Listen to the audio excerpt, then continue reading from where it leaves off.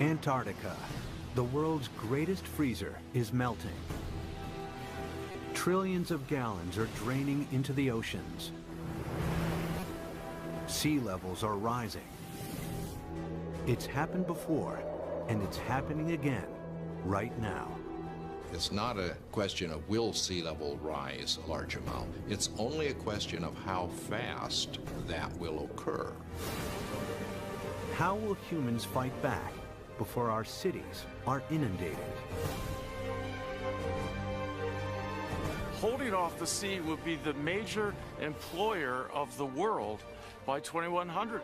Massive levees to defend our coastlines. Floating towns and cities. Vast dams connecting continents.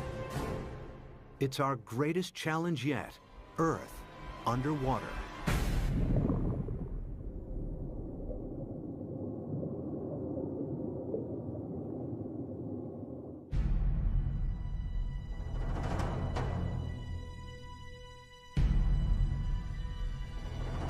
This is New York in the 24th century. Sea levels have risen by 120 feet. Manhattan is flooded. What could cause such a terrifying scenario?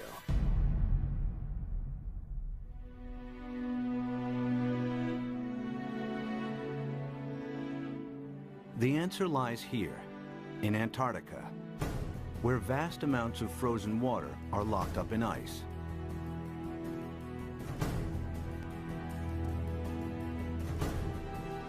Some of Antarctica's ice sheets are more than 2 miles thick. If melted, this ice would dramatically raise sea levels. And the melting has already started. Taxi checks complete.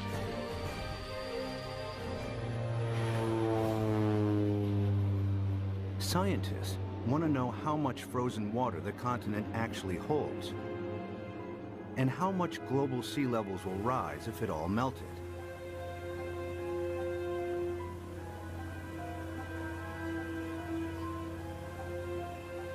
Specially equipped aircraft send radar beams deep into the ice, which reflect off the bedrock and measure the depth of the ice sheet.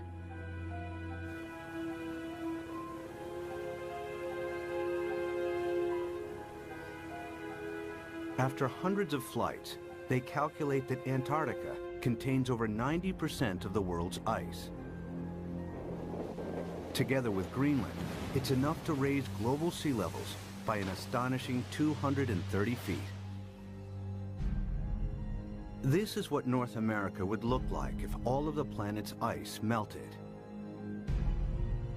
Europe would also shrink. London's Tower Bridge would become a solemn monument in the sea. Berlin would be flooded, as would Paris. But how likely is such a scenario? Is sea level rise reality or myth?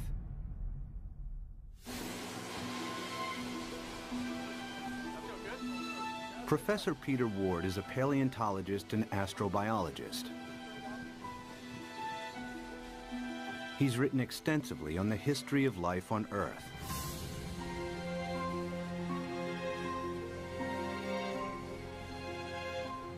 Today, Ward wants to know what would happen to our planet if sea levels rise foot by foot. Somebody give me a zip here. The journey begins in the Florida Keys, a chain of islands south of Miami.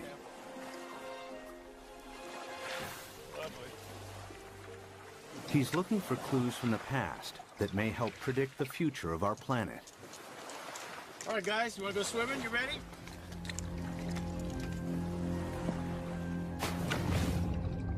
Just a few feet below sea level are banks of coral that have been at this location for over 4,000 years.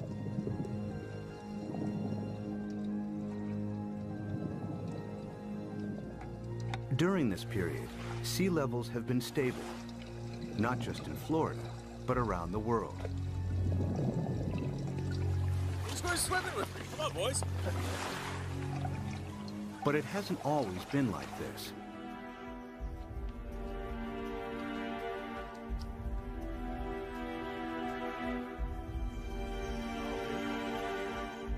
A few hundred yards from shore, Peter visits an abandoned quarry that reveals startling evidence from the past. Oh yeah, beauty. Nice. Look at this dude. Sitting right in growth position, grew straight up. Very nice. I came here at a very young 23 years of age. Our professor brought us to this quarry and said, this is a perfect reef, and it is. Look at this big coral sitting right in place. This is how corals grow straight up. And not very far offshore from us, we have these same corals living in place. And these things have to live in at least 10 feet of water. So we're sitting here. There's not been any volcanism. Nothing has lifted Florida up. How could you get this coral this high up in the air now, unless you had sea level, at least another 10 feet above this? It was the first indication to me that sea level, which I knew had gone down and come up, but I had never thought that it could be higher than it is now. If history repeats itself, our coastal cities would be inundated. Sea level rise is not a myth. It could happen again, just as it's happened before.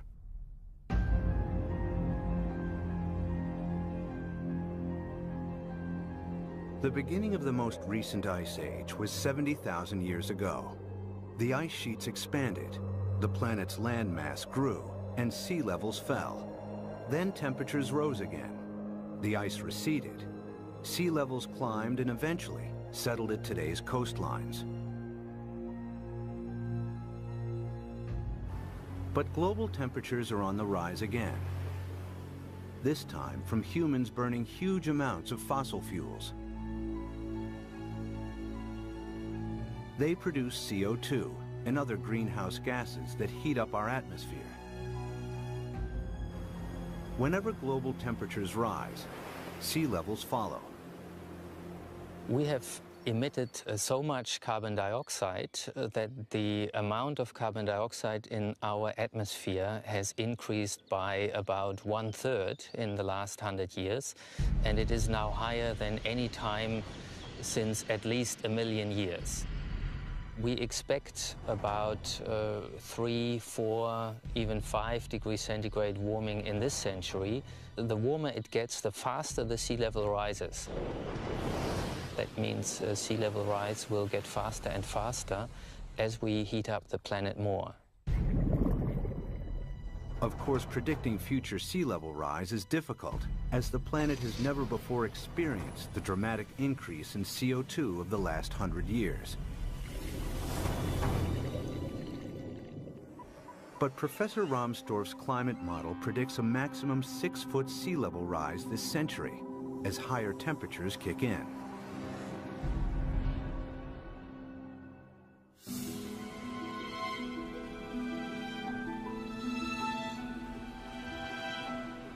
One city that would face inundation this century is Miami, Florida. Just a few feet above sea level, it has virtually no defenses against a rising ocean.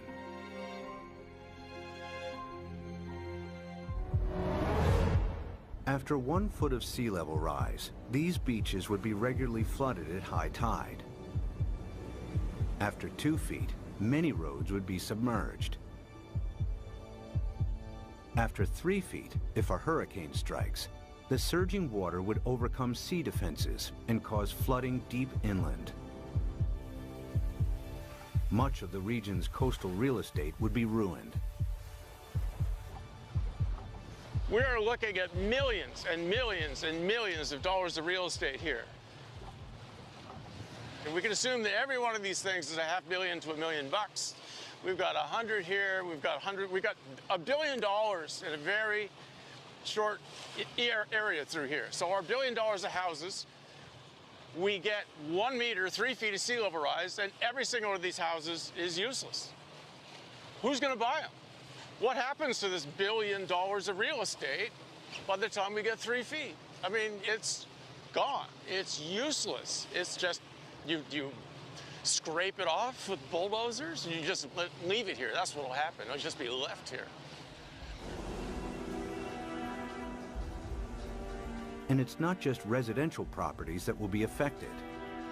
Think of all the wharves and all the places where ships offload and onload all the goods and services. And if sea level rises even 3, 4, 5 feet, every single one of those ports has to be replaced. The cruise ship lines, there are billions of dollars of infrastructure that even a small sea level rise takes out. You got to rebuild it all over again. After 4 feet of sea level rise, electricity supplies would be affected as coastal power plants are flooded. After 5 feet, some of Florida's freshwater resources would be contaminated with seawater, and the Everglades National Park becomes a vast bay.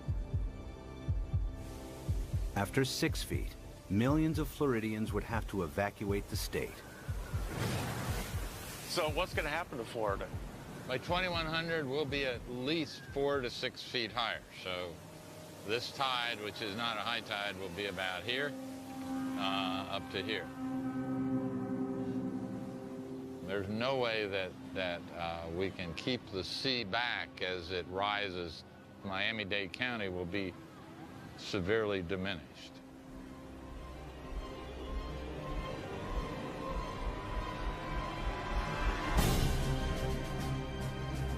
By 2100, after 6 feet of sea level rise, Miami would look like this.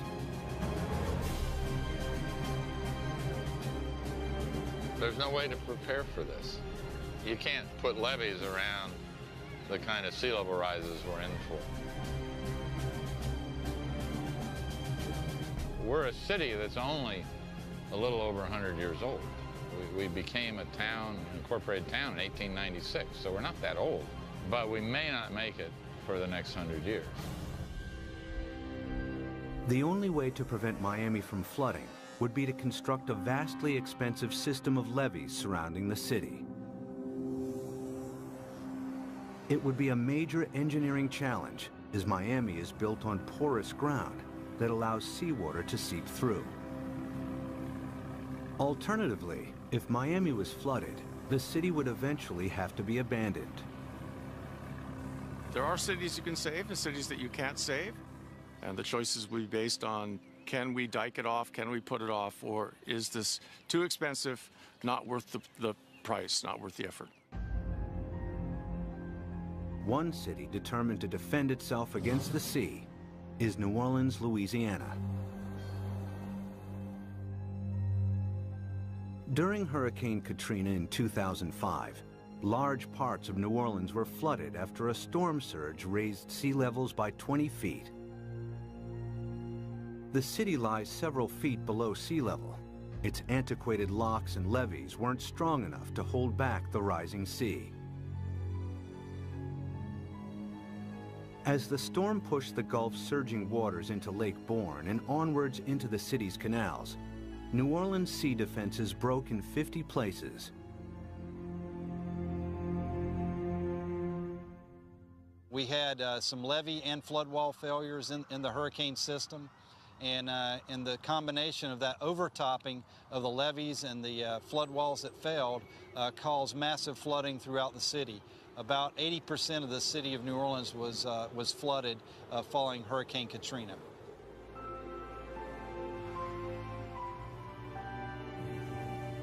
It took weeks before the floodwaters were pumped out and residents were able to return.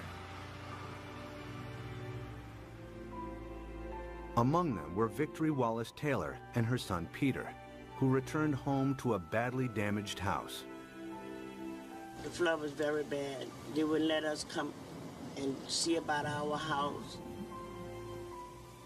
It damaged my heart a little bit because I'm afraid for the flood. Like if the flood come in again, I don't know what to do because I think I might panic this time. I don't know. It is a hard pill to swallow, you see.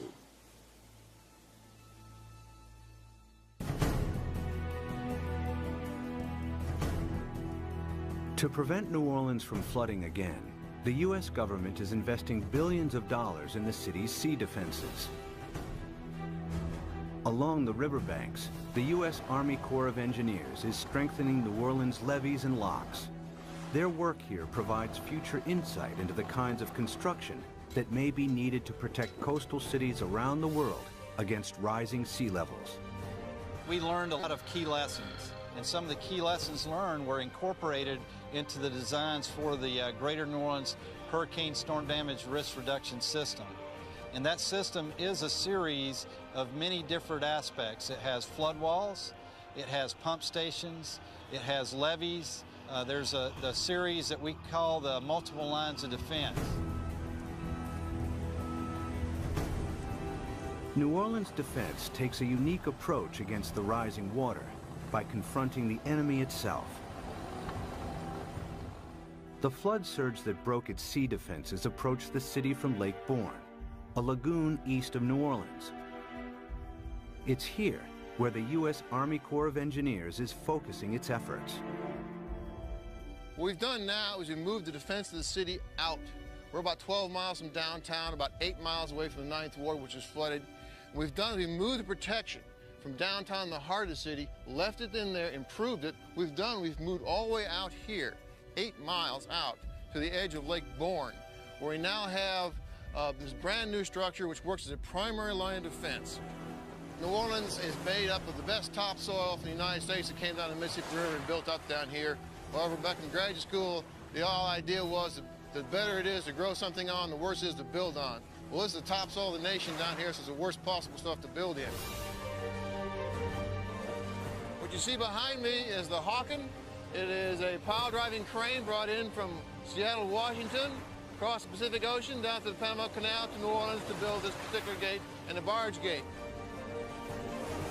And what we've had to do is go down 60 feet through the newer material down to the old Pleistocene clay, and that is our basis. So the main wall itself goes down to minus 130 feet, and the batter piles that brace it are down to 190 feet.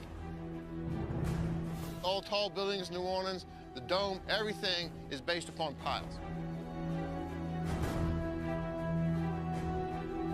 The new seawall also has to allow ships to pass through.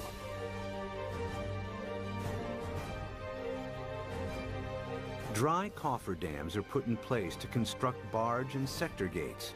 The concrete is poured, the dams are flooded, and the gates can be completed.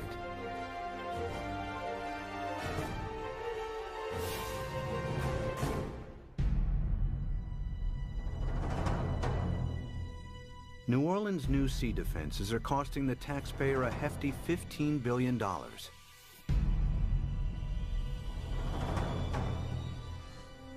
But their design only accounts for storm surges that build from sea levels today.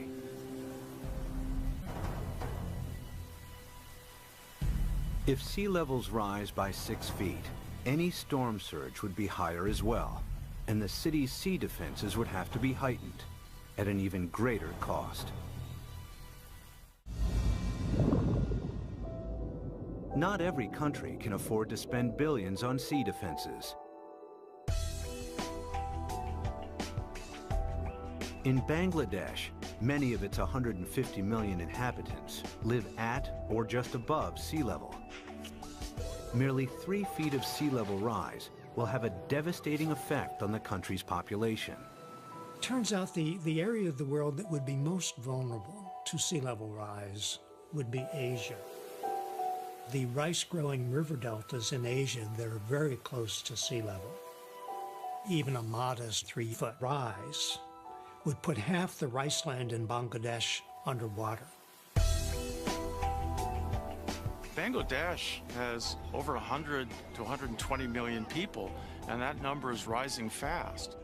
A great deal of its land just simply gets covered by water.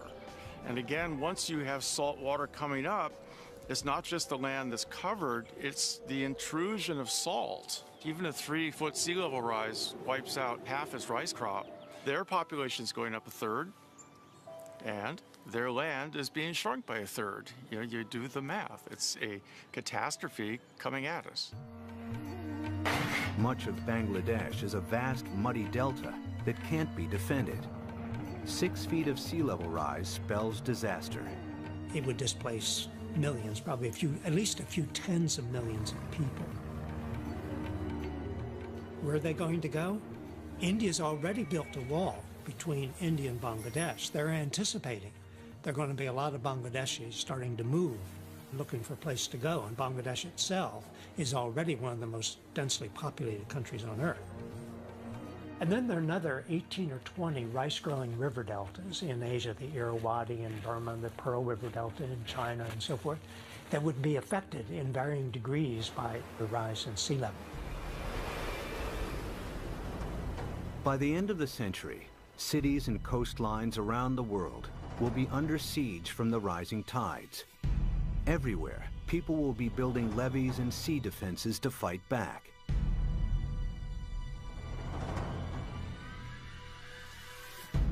But sea level rise won't stop at 6 feet. They're likely to rise at an even faster rate. As the predicted melt of Greenland and Antarctica accelerates, exposed cities may not have time to build new sea defenses. Clues about the speed of future sea level rise are found during the time of the last ice age. As global temperatures rose, the planet's ice sheets melted into the sea. Sea levels increased by a staggering 390 feet until they settled at today's levels. How fast did this happen? The answer may help predict how quickly sea levels could rise in the next century, and how much time we have to defend our coasts. Professor Rick Mortlock is one of the world's leading experts on past sea level rise. He and his team collect fossilized coral from the seabed. In the lab, they analyze and compare the exact depth and age of each sample. A clear picture emerges of how fast sea levels rose thousands of years ago. We have 2 pieces of fossil coral that was recovered from drill cores off of Barbados.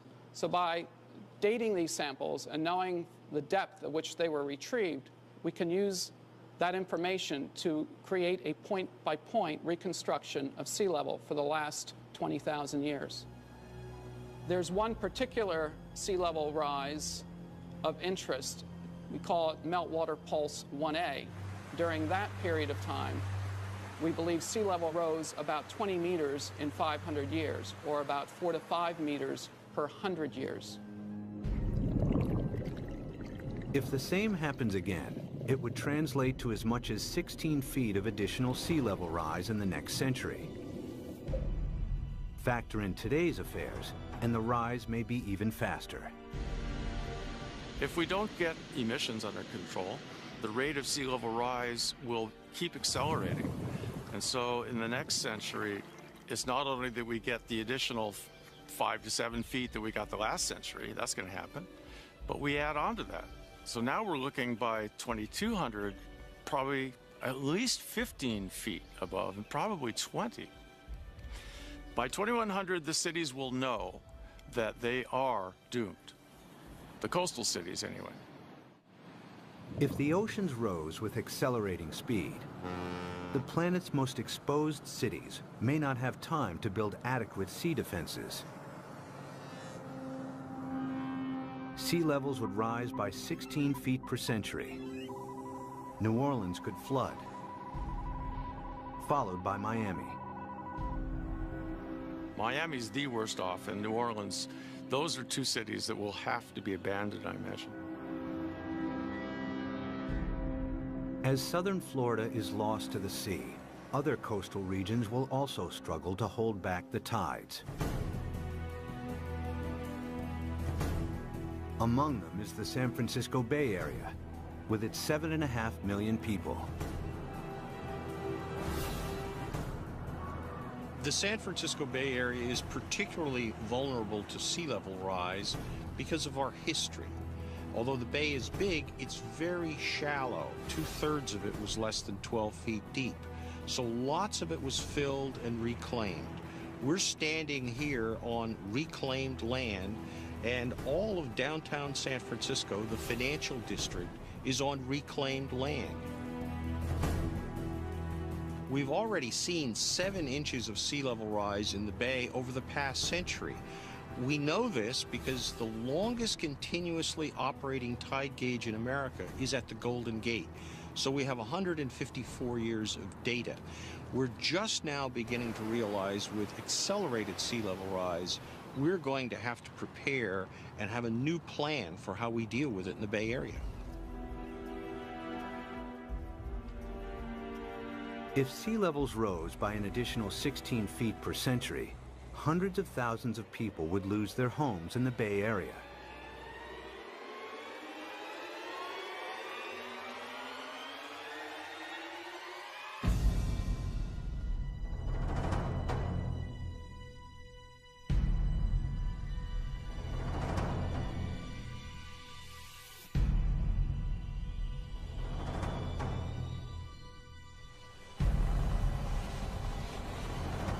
To protect San Francisco Bay, levees would have to be built on a massive scale.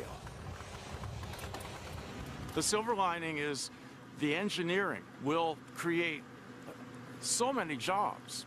Holding off the sea will be the major employer of the world by 2100, I think. This is going to be worldwide. We're going to have a damn revolution. The bay's entire coastline would have to be defended with levees in order to protect it. But in the east, the Sacramento-San Joaquin Delta would remain vulnerable because it's at or below sea level. The Delta has some of America's most fertile farmland. The most important part is food. It's unbelievable the proportion of human food that comes from land that is at sea level, not necessarily right next to the sea, but at an elevation that will be impacted by sea level rising. Sea level rises a little, all those fields next to it, even if they're not covered by the sea, are rendered useless for human crops by the sea. If the Delta and its farmland were lost to the sea, California's food supply would be in jeopardy. The Delta is also one of the main sources of fresh water on the American West Coast. This is the hub of California's water supply. 26 million people drink water that comes from this estuary. That's a huge number. 2/3 of the population of California gets water from this estuary. If you raise sea level even a foot, you know, which in our mind isn't all, as geologists, that doesn't seem like much, yeah, but that's common, yeah. If you raise sea level a foot, the work that we've done suggests that you will salt up this end of the delta, even if the levees all stay together, even if they don't fail. If sea levels rise by 6 feet this century, local rivers will be contaminated with salt, and California's main fresh water supply will be lost. In the next century, after an additional 16 feet, the entire delta will be claimed by the sea.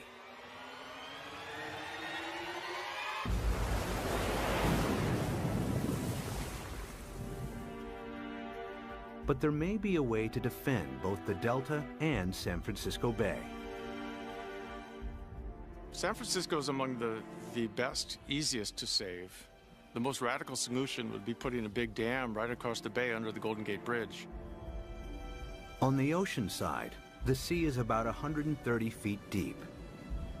Building a dam would be controversial and would turn the bay into a freshwater lagoon.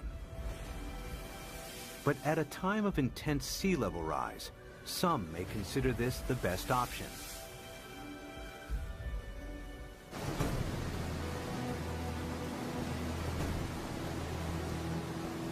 Using cutting-edge technology, huge dredgers could pick up sand from the seabed nearby and deposit it as the dam's foundation.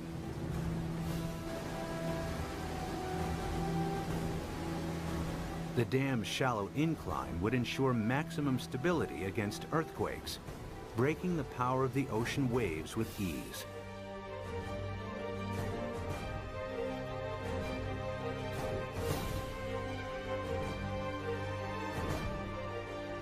Vast pipes and pumps would be installed to keep the bay's river water flowing out to sea.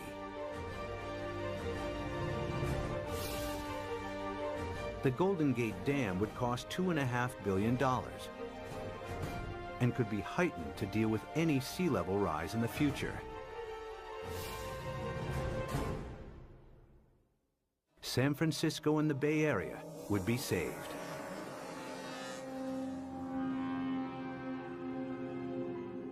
One region that may benefit from the U.S.'s sea defenses is the Mediterranean. It's flanked by countries both rich and poor that have thousands of years of history. The Mediterranean has a unique feature, a narrowing at its mouth. The Straits of Gibraltar are between 10 and 20 miles wide, stretching from southern Spain to Africa. A dam could keep the rising water of the Atlantic separate from the Mediterranean. There's been a plan since World War II, for instance, to put a dam between the Rock of Gibraltar and Morocco on the African side. A dam big enough that sea level rise does not affect the Mediterranean. But building a dam here has one major drawback. Every year, the Mediterranean loses 2 feet of sea level through evaporation that is compensated by the inflow of water from the Atlantic. The dam would cut this off. In the case that you build a dam in the Gibraltar Straits, there will not be the flow of water from the Atlantic. So in the case that you cut the flow, so there will be a evaporation, there will not be compensation, and there will be a permanent drop of the water level. After years of evaporation, the Mediterranean would turn into a stagnant saltwater lake. Eventually, the sea would dry out.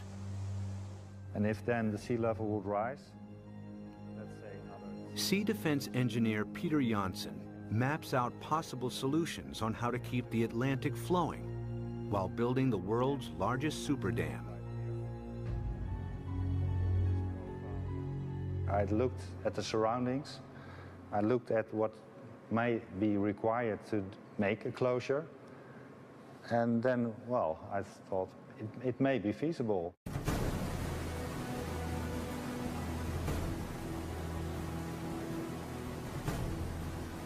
One of Janssen's solutions is to use the same building techniques applied to the Golden Gates. The dam would be 20 miles long and tower 1,250 feet above the seabed, the same height as the Empire State Building. Another solution is to keep the natural flow of the Gibraltar Straits. Huge amounts of Atlantic surface water will flow into the Mediterranean. At a much lower depth, some of the Med's saltier water will be pumped back out again, keeping the sea's salt and sea level stable. The world's greatest super dam would cost $275 billion. The total cost related to what may be the impact for all the cities around the Mediterranean, it seemed acceptable. It may be a solution. The Gibraltar Dam would be the world's largest man-made structure, using enough rock to build 1,000 Great Pyramids.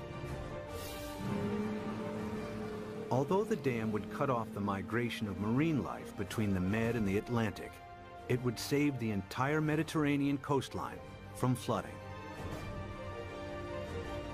It's certainly technologically possible. The old cradle of civilization becomes really the center of civilization. They would be the last coastal cities never affected by sea level rising.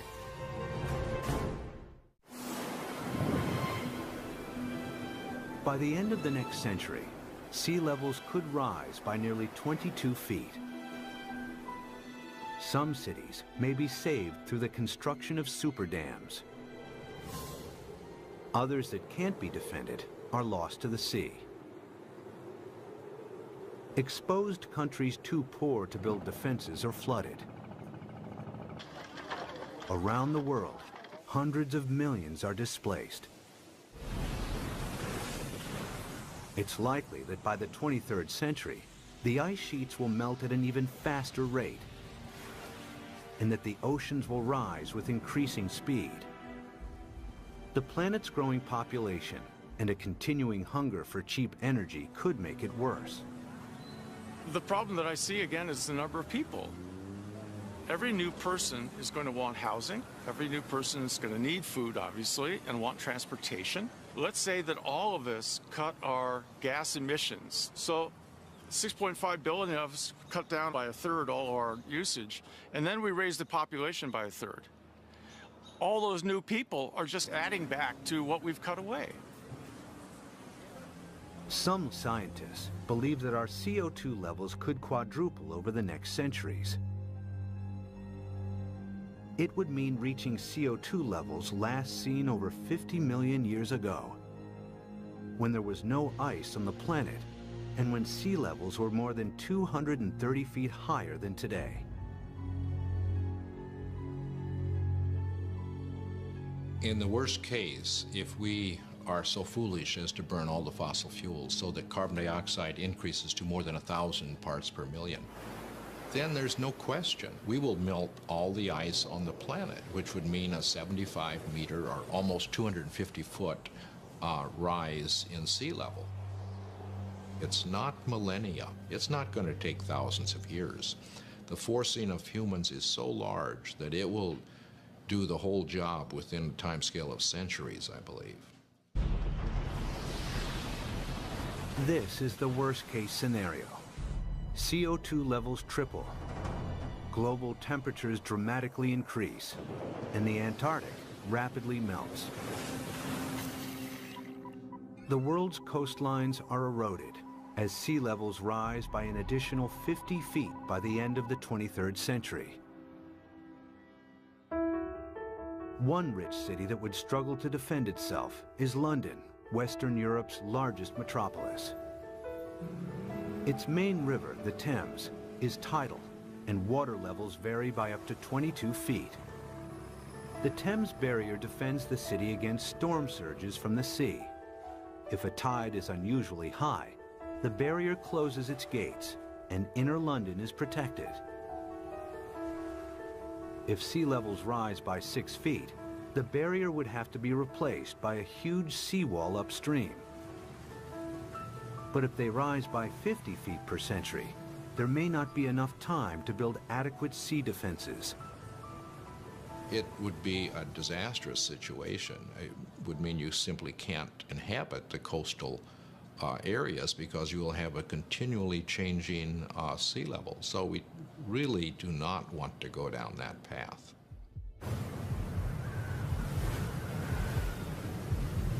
If CO2 continues to increase at a growing rate, 50 feet of sea level rise per century is a distinct possibility. The swiftly rising oceans would bypass any new seawalls. London and large parts of England would be flooded within a few centuries. The worst case scenario is when we have maybe 4 to 6 feet within a decade. That's not the kind of thing where you sort of sell your houses and say it's going to be okay. But you're trying to get out of there without drowning. It's going to challenge the existence of civilization. One of London's most famous landmarks, the Tower Bridge, would become a somber outpost in the sea. I mean, there would be a degree of panic that we cannot imagine as each country tried to figure out how it somehow could survive. Rising oceans would seep underneath obsolete levees or breach areas where there wasn't the time or money to strengthen seawalls. The rapidly rising sea levels would soon overwhelm large parts of continental Europe. By the time all of the Antarctic's ice has melted, Denmark, the Netherlands, and large parts of northern Germany and France will be lost. Significant sea level rise may turn Berlin into a coastal town within centuries. Another 100 years, and the city would be lost to the sea. The rising sea would creep up the River Seine and find its way to Paris. With an elevation of 115 feet, the the French capital would be vulnerable to sea level rise. After all of the planet's ice is melted, it will flood. The affluent countries would try to protect their borders against millions and millions who would be leaving the areas most severely affected. But the stresses associated with migration on this scale are unimaginable. The meltdown of the planet's ice sheets would completely transform our world. But even as our coasts are pushed back by the rising oceans, resourceful humans would try to adapt.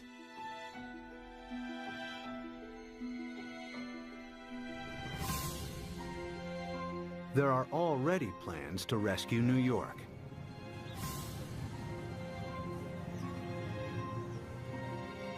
Manhattan Island is flanked by two fast-flowing tidal rivers.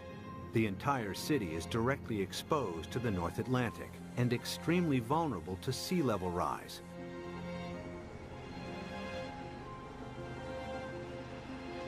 Professor Malcolm Bowman is an oceanographer and expert on the effects of sea level rise in New York. If the worst case scenario, the rapid meltdown of the ice sheet on Greenland, the West Antarctic ice sheet, were to happen extremely rapidly, the future of New York City is in peril. So the city has two options. One, either build massive defenses, or two, start evacuating the city and its population to higher ground.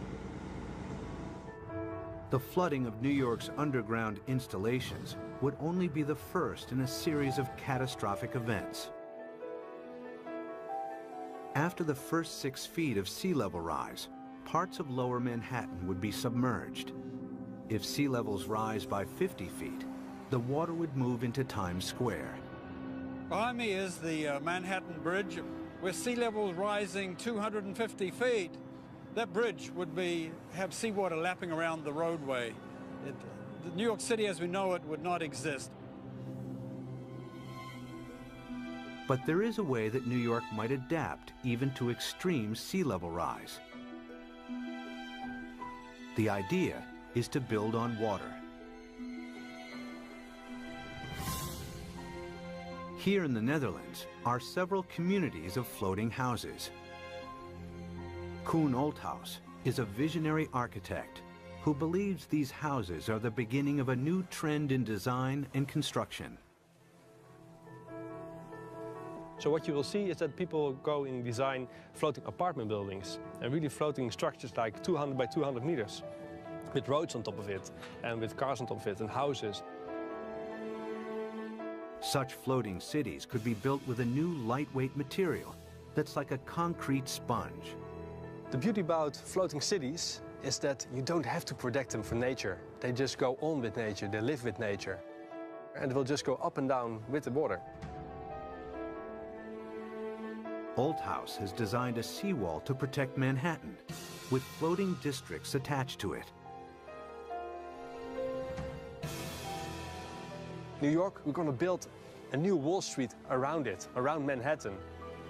So we can redesign the city around it, or even having floating leisure around it, floating agriculture. A floating New York is still in the concept stage. But one day, this may be the solution for hundreds of coastal cities facing inundation. The best silver lining of the whole thing to me is that it will require a united world. A world war against sea level will have to bring all of the squabbling governments to act together. The sea doesn't care what your national boundary is. It's an equal opportunity flooder. We will have to, as a planet, come at this in a united fashion. Whether it's the construction of massive seawalls or super dams, sea level rise will happen. The question is not if, but how fast and how much our oceans will rise. Much will depend on our own CO2 emissions. Humans will need all their ingenuity to meet the world's greatest challenge yet. When 7 p.m. feels like this, you must be watching the National Geographic Channel.